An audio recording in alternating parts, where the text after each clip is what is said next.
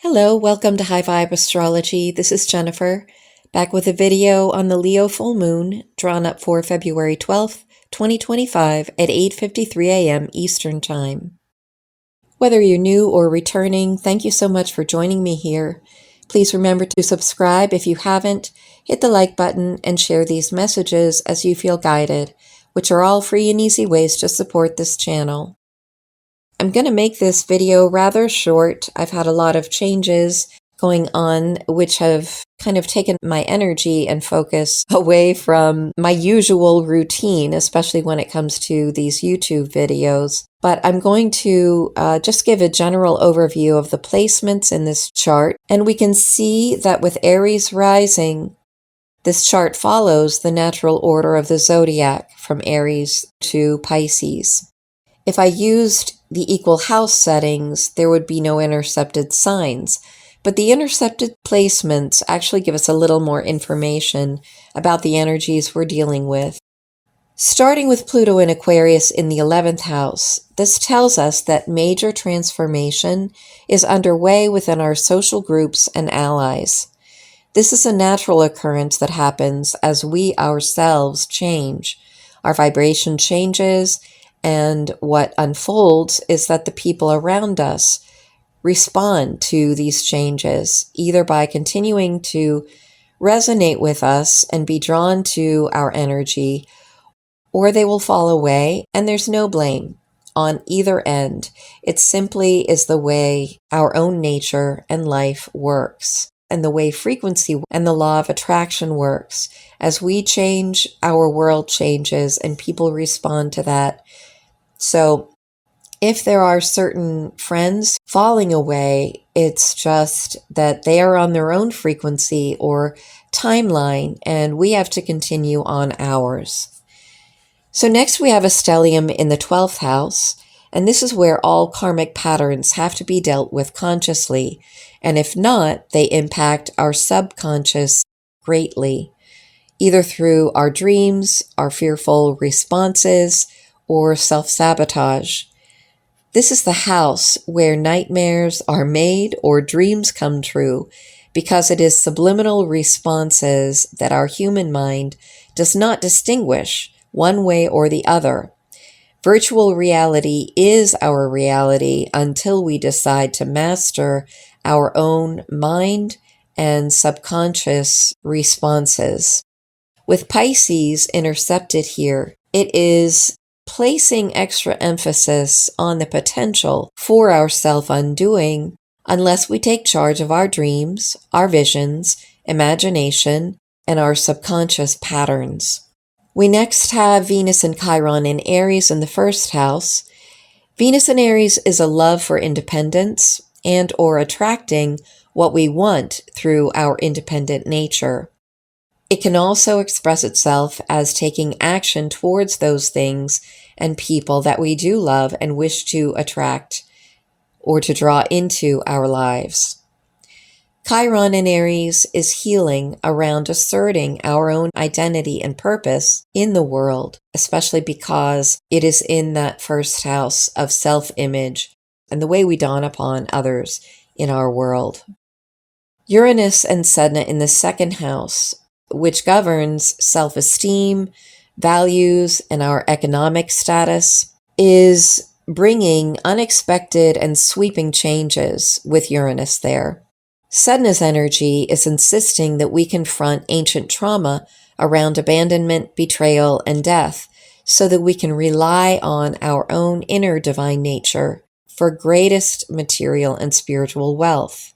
Sedna is the energy of remembering the law of reciprocity, that what we give to others, we're giving to ourselves, but also what we are giving to ourselves in terms of self-love and respect. By that natural flow and connection, we are also offering that to others. It's the cup that overflows, and so generosity is a natural consequence of giving to ourselves by cultivating that divine nature within. In the 3rd house, we have an unaspected Jupiter. Jupiter is the energy that is very expansive, and when its energy is unchecked, it's going to be even more expansive and really magnifying the energy it's holding. And in Gemini, as well as being in the third house, this can exacerbate an already overactive mind.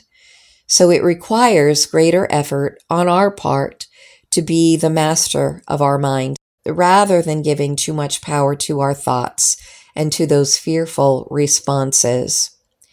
It's helpful to remember that Jupiter is the ancient ruler of Pisces, where the North Node sits.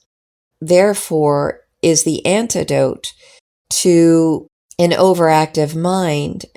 And so the antidote is using the power of our God-given spiritual vision and imagination to be the master over our out-of-control thoughts, the monkey mind, the thoughts that keep circulating over and over again and that keep us trapped in fearful responses rather than being able to create a vision we desire for ourselves and trusting life, trusting the Creator to bring that to fruition.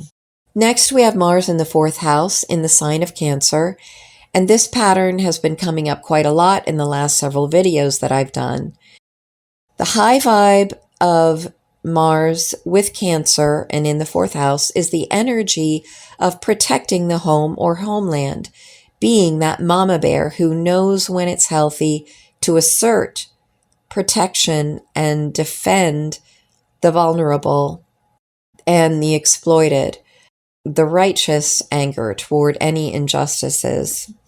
The low vibe of this placement would express as violence and unmitigated destruction for selfish reasons, rather than protecting one's family, children, or the homeland. Next, we have the Leo full moon and the Virgo south node in the sixth house. This is the house of health, well-being, body-mind-spirit connection, and our daily affairs and routine. So the Virgo south node here, with the ancient ruler Mercury conjoining the sun and making an opposition to the Leo moon, tells us that our mind is a huge factor in our success or failure on a daily basis, especially with regard to self-sabotaging issues, which can impact our physical health, emotional health, and spiritual health. Mercury also impacts issues around our siblings, our neighbors, and our immediate environment. So all of that can be impacted at this Leo full moon cycle. The modern ruler of Virgo is Chiron. Chiron in Aries in the first house is our independent development that must be fostered and mastered before we can improve upon any other aspect of our lives, especially because this south node is on the cusp of the seventh house, which has to do with other people.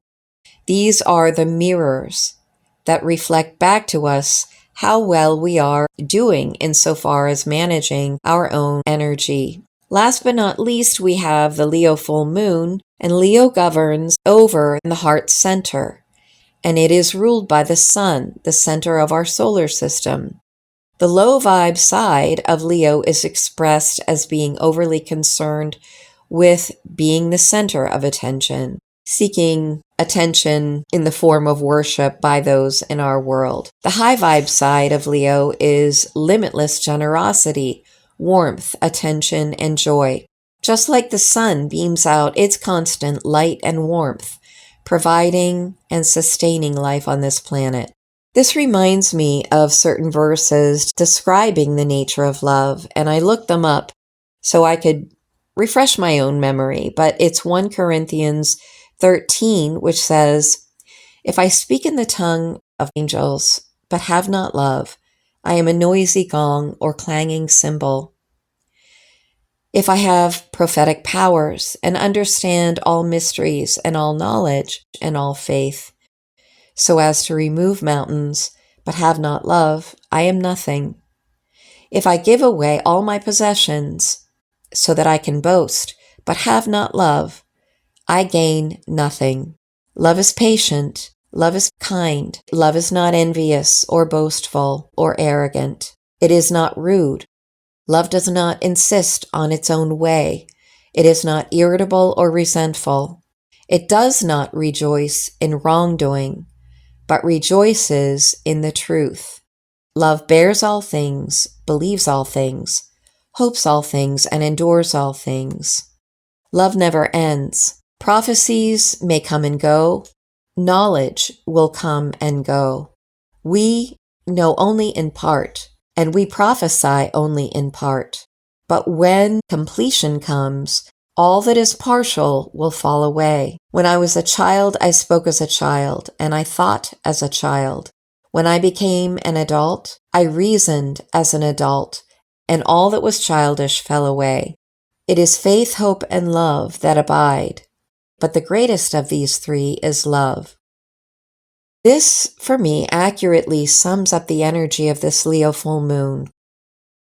The Sun and Mercury in Aquarius represent enlightenment, gifts of knowledge, innovation, and being ahead of our time. But without love, these things mean absolutely nothing. Leo and this Leo full moon represent the energy of love. The fact that we have Uranus, ruler of the Sun, and Mercury in this chart, forming a T-square to the Sun and Mercury, as well as the Moon, on the opposite side of that Sun and Mercury in Aquarius, reminds us that this full moon is wringing out certain narratives, false ideas, and old programs that keep us from being able to love ourselves or others as fully as we could. No matter how much intelligence we possess or intellectual knowledge we gain, the work is allowing ourselves to change in ways that create space. If we do not have love or allow space for greater self-love and self-worth, which is what the second house governs, then we have an empty cup. We have nothing to give to anyone else. Love is the key to everything we desire, and the only force that transforms our lives for the good of everyone in it. So that is what I have for you. Thank you again for tuning in, and I look forward to being with you next time. Bye for now.